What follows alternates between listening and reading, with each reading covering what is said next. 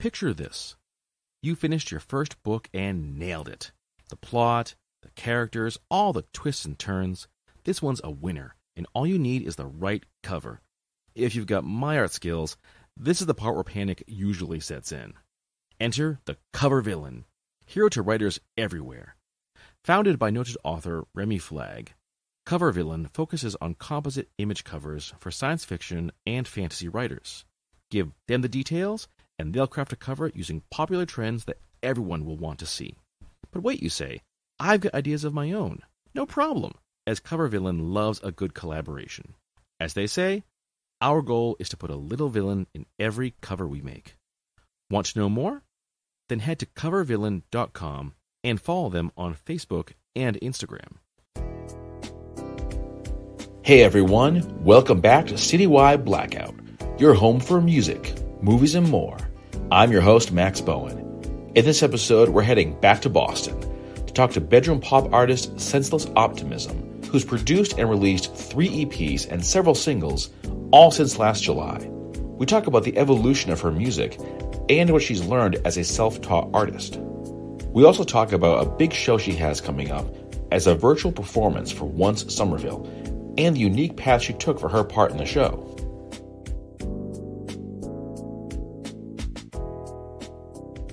My next guest, well, she hails from my old stomping grounds of Boston, Massachusetts. I am joined by bedroom pop artist Senseless Optimism, which I gotta say is one of the coolest artist names I've come across in quite a while. Welcome to the show. It is awesome having you here. Thank you. Wow, that's very nice.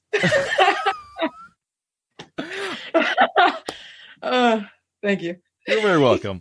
You know what? Let's start with the name, though. This is sort of a persona that you created for yourself as you got into music. Yeah. How did this become the name that you would go by as an artist? Yeah, it's funny because when I started my solo kind of endeavor, I had a hard time figuring out a name, but I kind of just went to my roots. And I am bipolar, dealt with a lot of mental health issues as a kid. And music was kind of my reason to be optimistic in life and kind of want more for myself other than just not, So that's kind of what my goal is as a musician, is kind of to bring that to others and kind of pay it forward to those who were in my position, and they don't have to necessarily become musicians, but just having a hard time in life, feeling like they feel hopeless in their situation, whether they are actually hopeless or not, by a third party standard, they can still feel that way. And that's kind of what I'm about, kind of bringing optimism in times when it may feel senseless. I really like that approach because I think, especially like right now, we could all use a lot more optimism. Yeah, definitely right. Yeah, definitely. And I find that music is a great way to get there. It's a great way to kind of shed whatever's bothering you and to just kind of calm your mind down. Do you feel like you're now in an optimistic mindset? Do you feel that like music has kind of helped you to get there? That's a good question. I'm still human, so I'm not always perfect. But what music has brought me has created an ability for me to have a purpose and for me to want to do something. And so even when I feel hopeless, I still have a reason to keep going. I write another song, or I do something, record or do something. And you've certainly been recording and writing quite a bit. I was just looking into your discography in the past 6 months. So since last July, you have released I believe 3 EPs, a bunch of singles, starting with Sunlit Sadness last July, Escapism September, Dreamland Demos in October, Nihilistic Dreamer in November, and Half a Home last December. Holy God! That's quite the resume already, actually. I do a lot. You definitely do. You definitely do. I'm wondering, did you record a lot more because shows weren't an option? Did your initial plan for 2020 have to change when everything went topsy-turvy? Yeah. Me before quarantine, I would have never even imagined, being solo, It was all because of quarantine. Sunlit Sadness was the first thing I've ever recorded, mixed, mastered on my own. Although I wouldn't even sure if I really mixed it or mastered it, but with the little knowledge I had. But that was my first ever. When I was in my band, and unfortunately we had to take a hiatus or had to end given the quarantine because we all lived in such different locations and we all didn't want to risk our families, so we had to make an amicable split, unfortunately. But I knew in my heart this is kind of what I wanted to do. And so my parents, which I guess is where this all stems from, they believe that every disappointment is a blessing. They're Christians. I guess that has reigned true for me. And so when at the time when I started quarantine, I was lost. I did not know what I was going to do. But I just said, well, let's record. So that's kind of what happened. And then, over time I got better, and I spent a lot of time doing it, but I got better. And yeah. So you not only perform, you not only write, but you are also your own producer and mixer and so forth. Yes. I will say for my next release coming up, which when we spoke, I wasn't sure when that was, but that's going to be February 12th. I got that mixed and mastered by Dan Nicklet from Henley Row, a fantastic guy. He's awesome, and he clearly knows his stuff. And Mark, who's kind of helped me through my journey and helped me grow so far, he's advised me to do that, and I'm open to taking that route and seeing where things go in the future. But up until that point, everything was recorded, mixed, mastered. I played everything. I've seen a lot of folks go that route, especially now, because for the longest time, studios just weren't open, but they still wanted to record. They still felt that drive to make stuff. So they're like, all right, I'll just do it myself. And so many people now have their own home studios. It's amazing. Yeah. It's a new thing now. It's easy. And you see that all over Instagram too. Everyone's doing it. I think that's great. I think it's great that people are taking it in their own hands. Definitely. Hardest part and best part about being your own personal studio? Hardest part, I would say, in my journey is my ear, because I knew that I didn't know anything. And so oftentimes I would hear something and I would try and fix it, but then I'd hear it on something else and then it wouldn't work.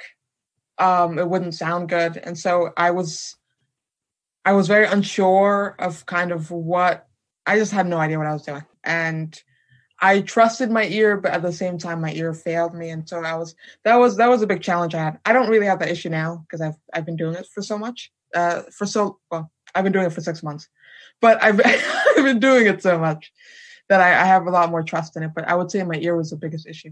Another issue though was learning the instruments. But I would say that's mainly the biggest issue. Best part, okay, so one thing with me is that I'm very serious about deadlines. A little bit too serious about deadlines. To the point where, let's say, for I think it was Senseless Sadness. Yeah, it was Senseless Sadness. I had a deadline of having it out, I don't remember the exact date, but having it done on a Friday, so I could upload it for it to be released in 2 or 3 weeks or whatever, And it wasn't done at the deadline, so I proceeded to spend a full 24 hours, not even exaggerating, to get it done and get it sent in. It was sent in Saturday, but I didn't sleep at all. And that's how it is for every deadline. If I'm not on time, I think half home I was ahead of schedule, but everything else, yeah, which I think is great. The best part is meeting that deadline. So I would say that's the best part. But a lot of that, again, is on me because I don't think anybody really cares if I turn it in, a week later or, it's completely on me. But I think it can be good to set deadlines because, especially when you're doing everything yourself, because otherwise you'll be tweaking it and changing it and fixing it forever and it'll never get released. Absolutely. Absolutely. Yeah, that's another thing with me. I was actually talking to His name is Michael. He's known as the local nomad. He's a really great artist, and we just met each other on Instagram. And he's super cool. Lives in New York. And he was talking to me about a song that we kind of co-wrote, I would say. And he was like, "Yeah, you can work on it longer." And I was just like, "Well, I don't want to bring up my sign, but I'm an Aries, so once I finish something, I don't have the attention span. Once I feel like it's done, I just want to put it out and then start something new, which is also why I have so many projects." But because the thing is with me is that I learn very quickly, and a lot of the stuff, even I've only been playing guitar for like maybe 3 years, so I don't really know that much, and I'm just kind of figuring things out as I go. And so me a month from now is going to be different from the way I am now. A month from now, I'm not going to want to put it out because I've written better stuff. I just say put it out and move forward. In the 6-month period, can you feel that you've really grown as an artist? Oh no! Oh yes, I have. Yeah. I look back and see just the growth. It's. I mean, the music I make now is different. I mean, it's still bedroom pop. It's still me, but and I still have the same kind of habits in terms of the way that I write, but my songs are different. I still think though that the songs that I had previously were still good. I have a show coming up with ONCE. It's a virtual show, and that is a lot more work than I expected. 20 minutes of video, and I decided to re-record everything and film everything in the woods. It's all filmed, but the story is that I'm lost in the woods, and it was so cool that on some days I felt like I was lost in the woods. But having to re-record everything has made me go back to sunlit sadness and kind of reevaluate things, and definitely made some progress, definitely in mixing, but musically as well. Yeah.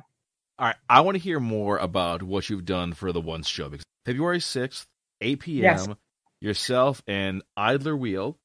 Yes. Will be giving a phenomenal show, folks. It is free to watch, but you should kick in the $20 because ONCE, like so many other venues, they're in a rough spot right now. ONCE actually shut down.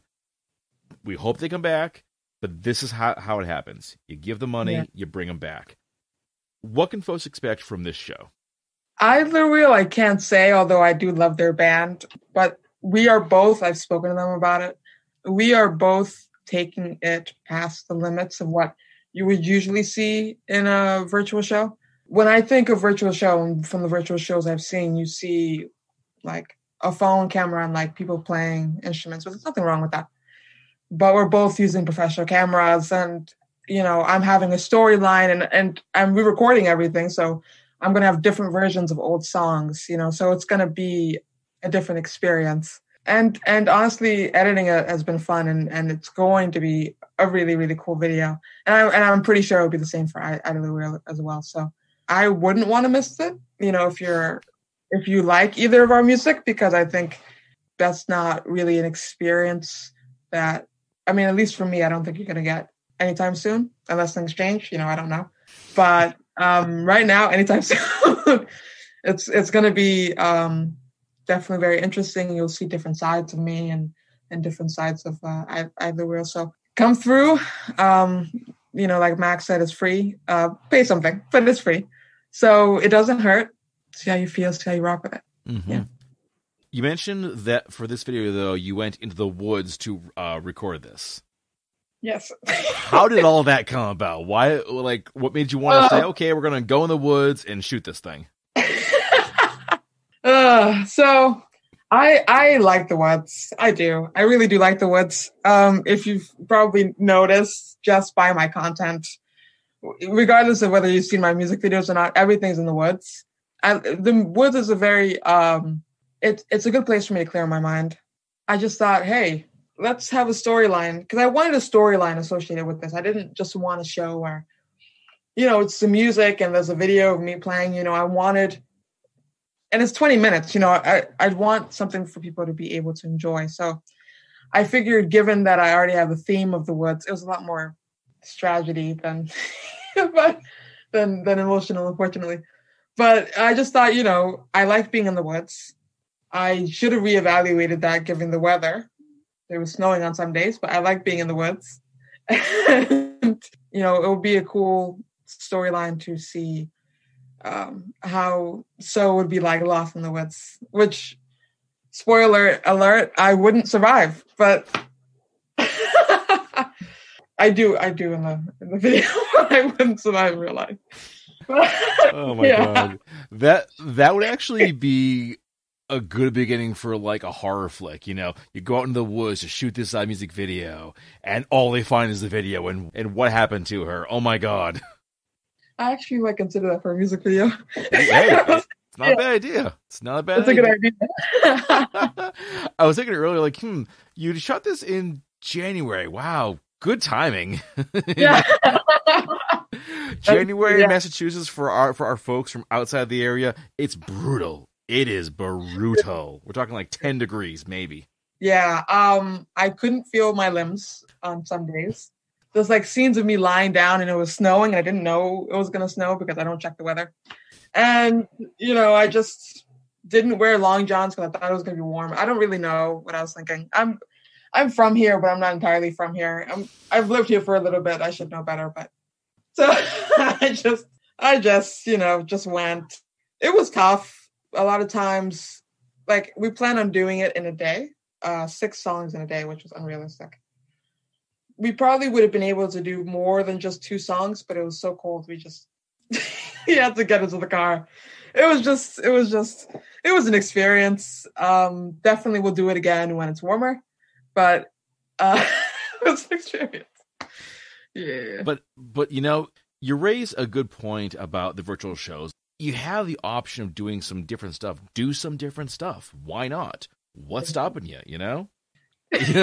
Lord knows we have the time. We definitely have the time. I'm curious how you've been spending your time with, like, I imagine so many plan A's just off the table. How have you kept yourself going as an artist? Deadlines. Before I moved back, because I grew up overseas and I came back here for college. So before I moved back, I knew I wanted to be a musician. So I was kind of like studying the greats and seeing, the patterns and figuring out what I could do, what I have similar. And one thing that I saw that was a pattern, which I didn't do at the time. Well, I did kind of, but compared now, is the fact that they would do it every day, even if they weren't in the mood for it, or I don't know, if they didn't have a good day or they didn't have a good day yesterday, they would just still come back. Deadlines help me do that. For example, today, Tuesdays and Thursdays are my worst days because I also go to school. I'm in my last semester. I'm going to graduate in spring. Hopefully. But I have 6 hard classes. Usually I have a couple hard and easy, so it's a balance, but I have 6 hard classes back to back. And Tuesdays and Thursdays, I have 4 hard classes.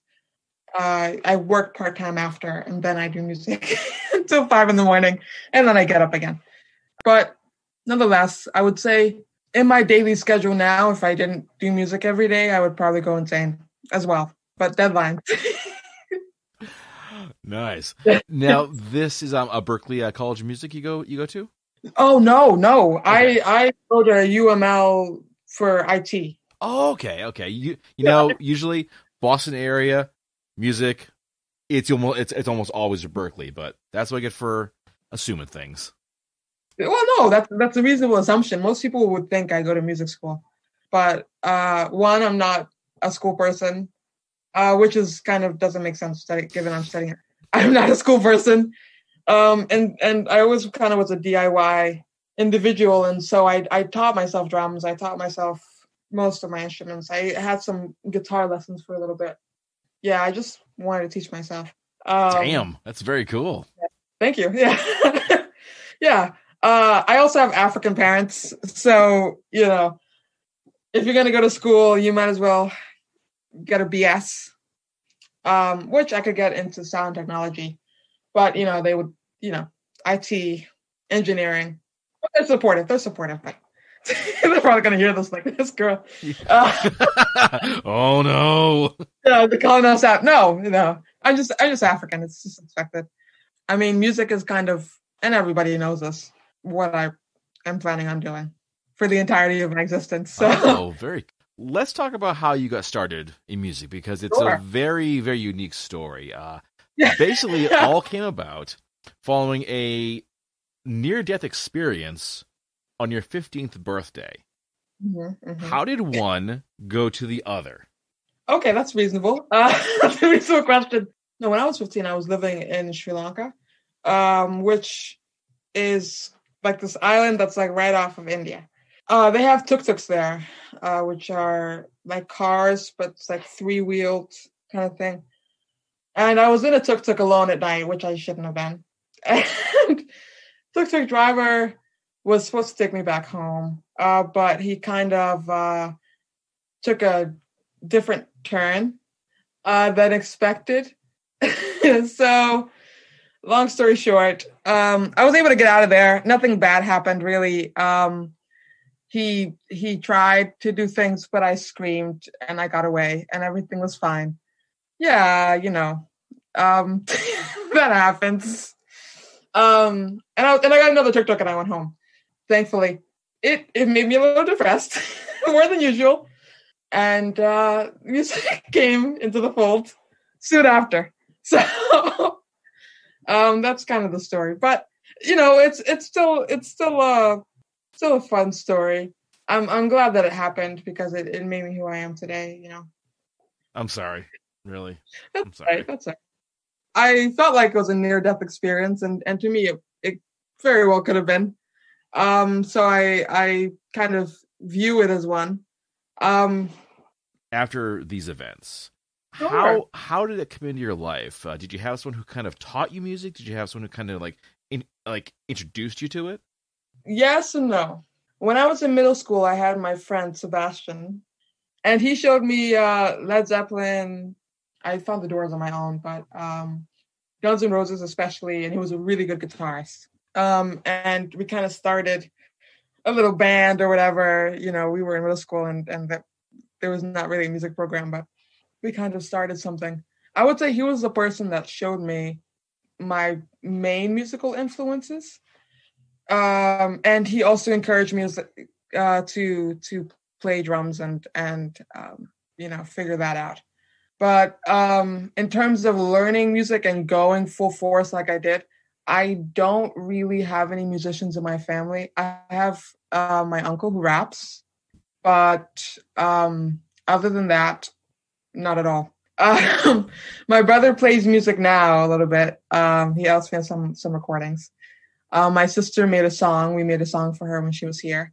But there's not really anyone that's like a musician in my family. I started playing drums on boxes. I learned drums on boxes and pillows. and like disinflated, I think that's the right word, basketball as a snare, and kind of just like played Black Sabbath. It was an outlet for me that I, just didn't really have before. I've always had my issues, but I didn't really know how to express it. Drums definitely helped that. And after that, I went to singing because I started making songs on drums, but as a drummer who makes songs, it doesn't really work.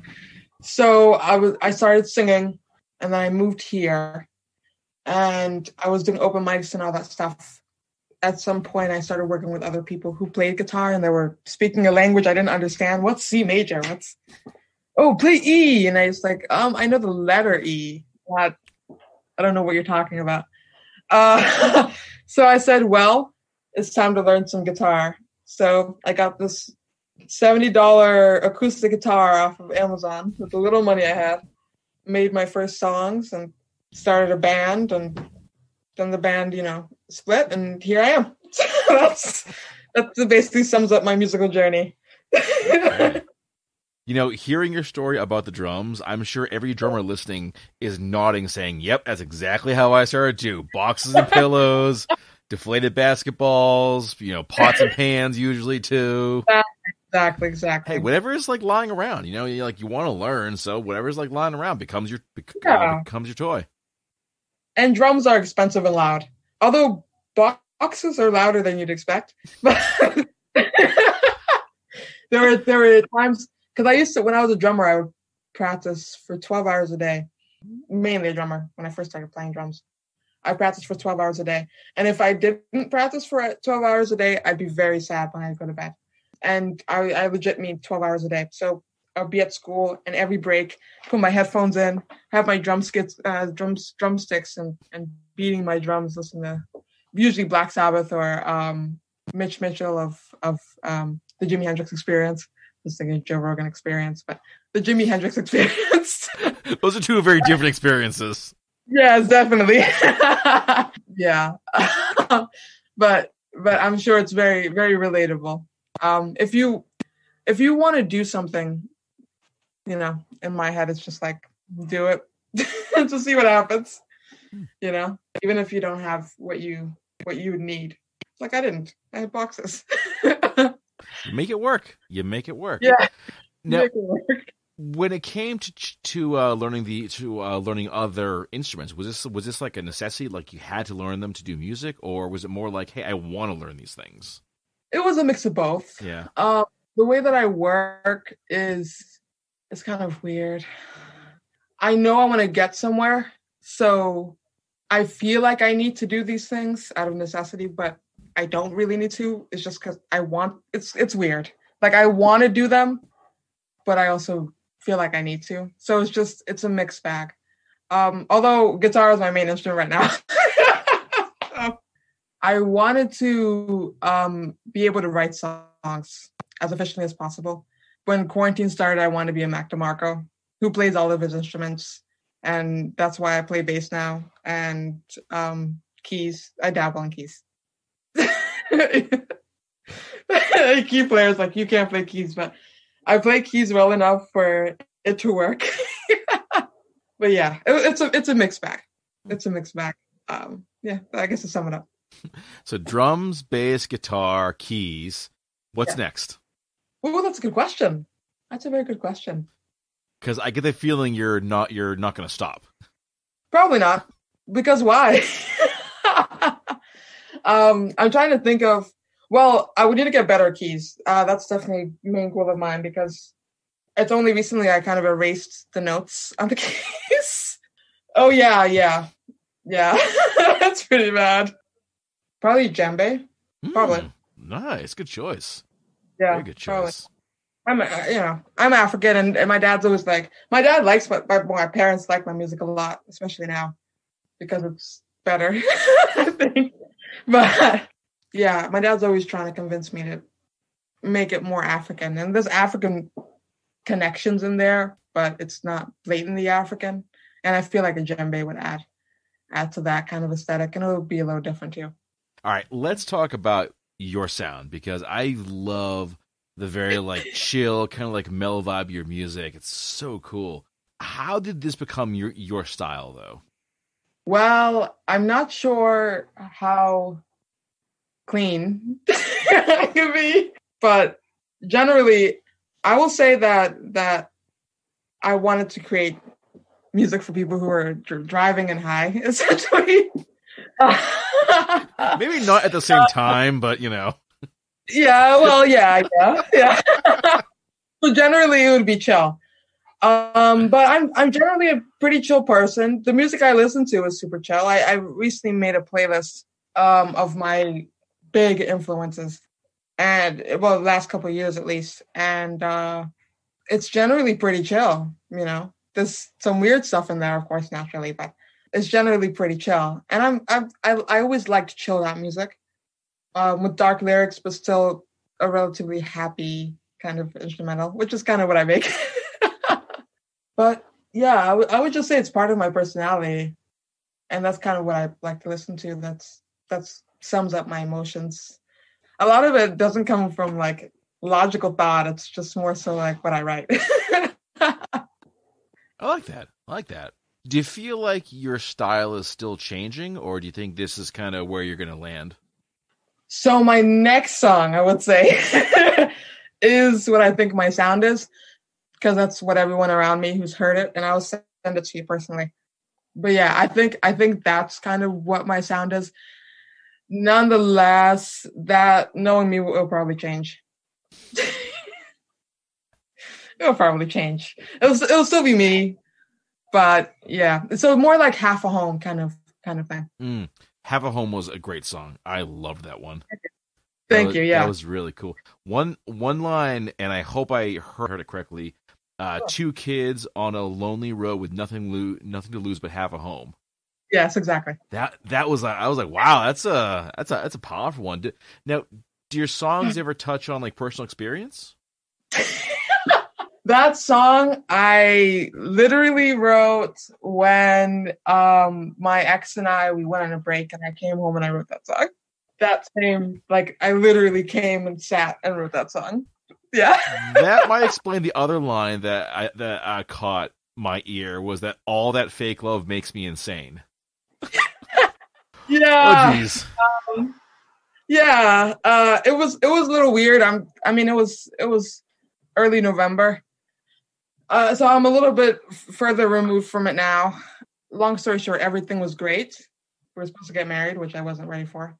But everyone around me was expecting an engagement this year, which he said he was going to do. And then his family, his mom gave her blessing and everything. And yeah, it was a little bit too much.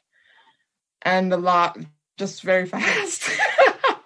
But then all of a sudden he asked for a break, all just literally out of the blue. And then I was just like, what? So I wrote that song. Most of just about everything that I write is from personal experience. Is that ever tricky though, knowing that you're putting yourself out there for the whole world to hear? Yeah. Yeah. I can imagine. Yeah.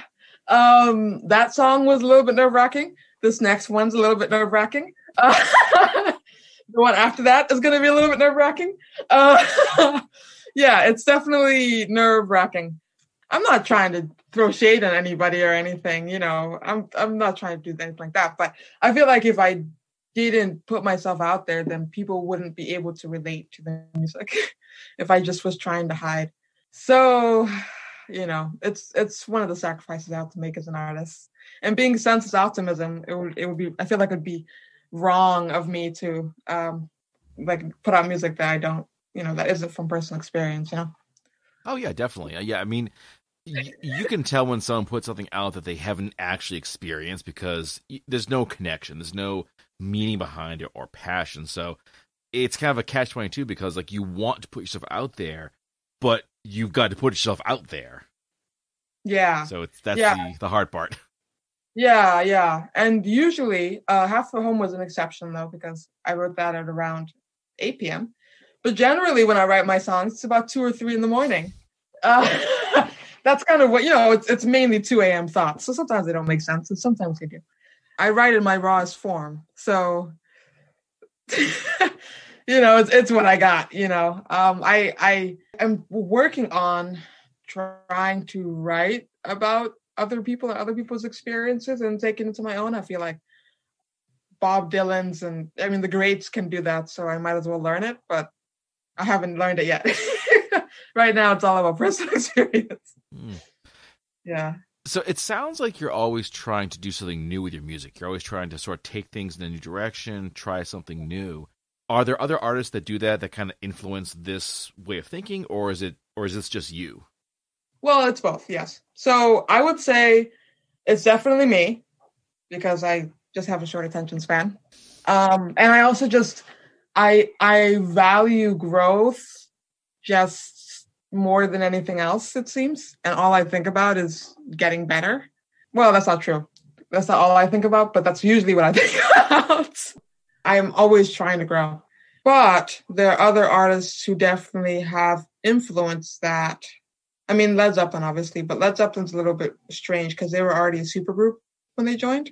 They weren't like from my roots, but Mac DeMarco is another example. I like TV Girl a lot too, and they had a similar aesthetic. I'm looking at my wall here. I have a wall of vinyls. Oh, so cool. So cool. Yeah. Yeah. Marvin Gaye, Lou Reed, Neil Diamond, the Pixies, the Velvet Underground, Jimmy Smith, the jazz guy, I would definitely say Marvin Gaye. So just mainly, yes, it's mainly me who kind of pushes me to grow, but I also just am influenced by the greats who also have that trait. I look at the greats and I compare myself to them and see what they have that I have and what they have that I don't have, and try to get that because I really want to do this for the rest of my life. And I feel like in order to do that, you have to be pretty great. So I'm trying to do that. Yeah. Mm-hmm. If you want to do music as a full-time career, you got to push yourself. You can't be settled. Yeah. You can't let yourself get stagnant in one spot because it's comfortable. You got to try something new. Maybe it doesn't work, but you got to try. Yeah, absolutely. Yeah. And I'm pretty open-minded about things. I will say for this next single and for the upcoming singles, I'm definitely doing something that's out of my comfort zone. Like we spoke about earlier, I recorded everything myself. I could sit there and make as many mistakes as I wanted to, or, whatever. And now, like I mentioned, I worked with Dan Nicklin on this next single, which he mixed and mastered. But for the single after that, we're going to be actually recording, and that's I've never been to an actual studio and recorded in an actual studio before. I'm very glad that he's willing to work with me, but it's definitely a new and scary experience. But I often feel like if I'm uncomfortable, I'm doing something right, generally. Mm-hmm. There you go. That's exactly it. That is exactly it. So, do you make a lot of plans for this year, given how uncertain things still are? Yeah, I have this year pretty planned out. Nice. Yeah. I don't have the exact dates, but I have next single, which is a Valentine's Day tune, because I woke up one night and I posted a video on Instagram yesterday or something, but kind of telling the story about how the song was written. But I woke up one night about 2:30 in the morning and thought, Valentine's Day is coming up. And for some reason, I've had relationships, but I've always been single on Valentine's Day. I feel like it's purposeful at this point. And just kind of like the expectations that are put on people who aren't, in relationships on Valentine's Day. And so I know a lot of people who are also single on Valentine's Day, and I just figured let's make a song for us. And it's called Lonely Daze, as Daze. And it's just kind of it's the chorus, like feeling lonely every day, got my mind on yesterday, which is literally how I was feeling when I wrote the song. I'm a little bit better now. But when I wrote the song, I was feeling that way. And I put pretty happy instrumental, a little more happy than usual, under it, kind of to just symbolize that there's nothing wrong with feeling lonely, even if you do.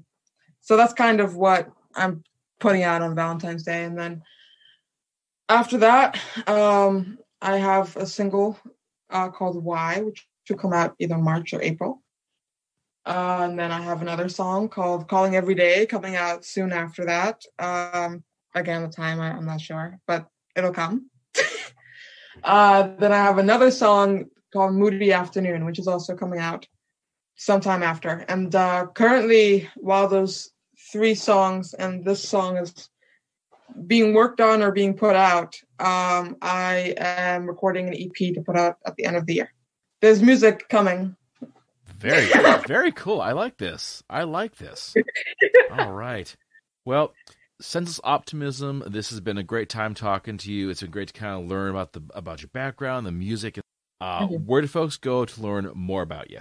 Instagram, @SoMusique, MUIZQUE.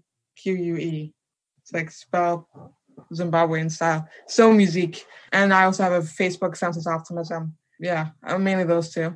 All right. Check me out. I'm around. There you go.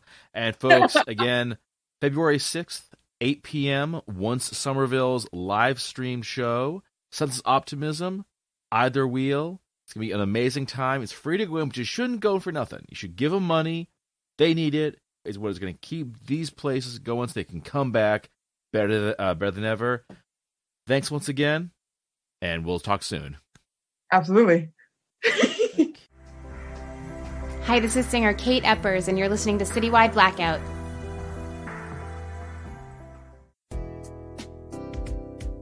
All right, folks, that brings this episode to a close. You can follow the show on Facebook under Citywide Blackout and Twitter and Instagram under Citywide Max. Listen to the show on Podbean, Spotify, Amazon Music, Apple Podcasts, TuneIn, and every Saturday at 10 p.m. on Boston Free Radio. To close things out, here's one of Senseless Optimism's newest songs, Lonely Days. Big thanks go out to Mark Kaye of Here Now Live for his help in arranging the interview.